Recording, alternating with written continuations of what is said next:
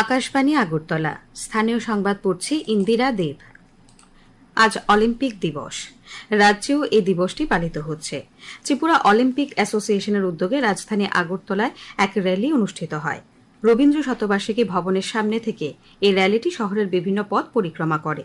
এ উপলক্ষে আয়োজিত অনুষ্ঠানে উপস্থিত ছিলেন মুখ্যমন্ত্রী অধ্যাপক ডাক্তার মানিক সাহা, ক্রীড়ামন্ত্রী টিঙ্কু রায়, বনমন্ত্রী অনিমেষ দেববর্মা, বিধায়ক তথা আগরতলা পুর নিগমের মেয়র দীপক মজুমদার প্রমুখ।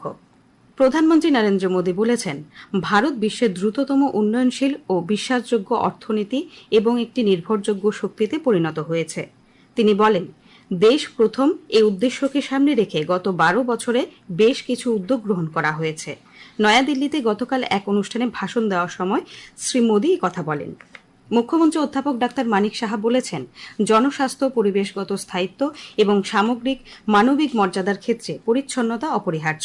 আগরতলা রবীন্দ্র শতবার্ষিকী ভবনে গতকাল কঠিন বর্জ্য ব্যবস্থাপনা বিধিমালা 2026-এর অন্তর্গত বিভিন্ন নির্বাচিত জনপ্রতিনিধি ও সামাজিক সংগঠন এবং ক্লাবগুলির ভূমিকা শীর্ষক একদিনের কর্মশালার উদ্বোধন করে তিনি একথা বলেন। সমাজে স্বচ্ছতার প্রকৃত বাস্তবায়নের জন্য প্রত্যেক নাগরিককে সচেতন হতে হবে বলেও গুরুত্ব আরোপ করেন মুখ্যমন্ত্রী। আগামী 22 জুলাই থেকে খয়েরপুরের চতুর্দশ দেবতা মন্দিরে ঐতিহ্যবাহী খার্চি পূজা শুরু হবে। খার্চি পূজা ও মেলার প্রস্তুতি নিয়ে গতকাল পশ্চিম জেলার জেলা শাসকের কার্যালয়ে এক বৈঠক অনুষ্ঠিত হয়। পৌরোহিত্য করেন বিধায়ক রতন চক্রবর্তী। বৈঠকে পশ্চিম ত্রিপুরা জেলা পরিষদের ভারপ্রাপ্ত সভাধিপতি বিশ্বজিৎ শিলু উপস্থিত ছিলেন। কেন্দ্রীয় নতুন ও পুনর্নবীকরণযোগ্য জ্বালানি মন্ত্রী প্রহ্লাদ যোশী বলেছেন যে জৈব শক্তির ব্যাপক ব্যবহার আমদানিকৃত এলপিজি এবং অন্যান্য জীবাশ্ম জ্বালানির উপর নির্ভরতা কমাতে সাহায্য করছে। তিনি বলেন, এর ফলে কৃষকদের আয়ও বাড়ছে এবং দেশের জ্বালানি নিরাপত্তা শক্তিশালী হচ্ছে। কেন্দ্রীয় মন্ত্রী জাতীয় জৈব শক্তি কর্মসূচির বাস্তবায়ন নিয়ে গতকাল এক পর্যালোচনা সভায় পৌরোহিত্য করেন। পরে সামাজিক মাধ্যমে শ্রী যোশী বলেন যে এই কর্মসূচির মাধ্যমে বার্ষিক 80 লক্ষ টন কৃষি ও জৈব বর্জ্য ব্যবহারের সক্ষমতা তৈরি হয়েছে। ত্রিপুরা স্কুল স্পোর্টস বোর্ডের বার্ষিক সাধারণ সভা গতকাল অনুষ্ঠিত হয়। রাজধানীর ভগৎ সিং যুব আবাসে হয় এই সভা। ক্রীড়ামন্ত্রী টিঙ্কু রায় সভায় পৌরোহিত্য করেন। এছাড়া ছিলেন ক্রীড়া দপ্তরের আধিকারিক, স্কুল স্পোর্টস বোর্ডের কর্তারা সহ 8 জেলা সভাধিপতিরা। শুরুতে সচিবের প্রতিবেদন এবং কোষাধ্যক্ষের আয় ব্যয়ের হিসাব নিয়ে আলোচনা হয়। ক্রীড়ামন্ত্রী বলেন, জাতীয় আসরে সাফল্য পেতে আগামী দিনে প্রশিক্ষণের উপর জোর দিতে হবে। সভায় বিভিন্ন রাজ্য আসরের স্থান প্রাথমিকভাবে স্থির করা হয়েছে।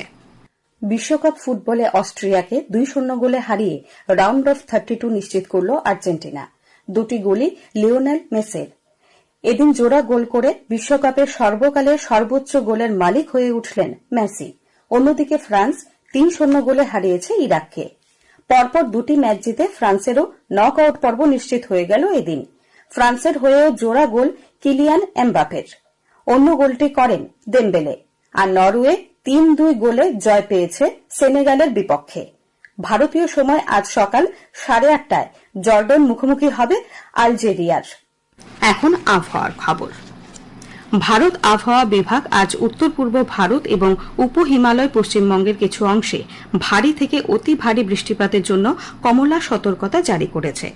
আগামীকালও এর পরদিন পর্যন্ত উপকূলীয় কর্ণাটক, কোঙ্কণ, গোয়া, ওড়িশা এবং তেলেঙ্গানাতেও ভারী বৃষ্টিপাতের সম্ভাবনা রয়েছে। এদিকে আগরতলা বিমানবন্দরে আবহাওয়া দপ্তরের কার্যালয় থেকে আগামী 24 ঘণ্টায় রাজ্যের সবকটি জেলায় বজ্রবিদ্যুৎ সহ ভারী বৃষ্টিপাতের সতর্কতা জারি করা হয়েছে। আজ দিনে সর্বোচ্চ তাপমাত্রা 33 ডিগ্রি সেলসিয়াস এবং সর্বনিম্ন 24 ডিগ্রি সেলসিয়াসের কাছাকাছি থাকতে পারে। ভোরে সর্বনিম্ন তাপমাত্রা ছিল 26.2 ডিগ্রি সেলসিয়াস। স্থানীয় সংবাদ এখনকার মতো শেষ হলো। পরবর্তী বাংলা স্থানীয় সংবাদ প্রচারিত হবে সন্ধ্যে 7:55 মিনিটে।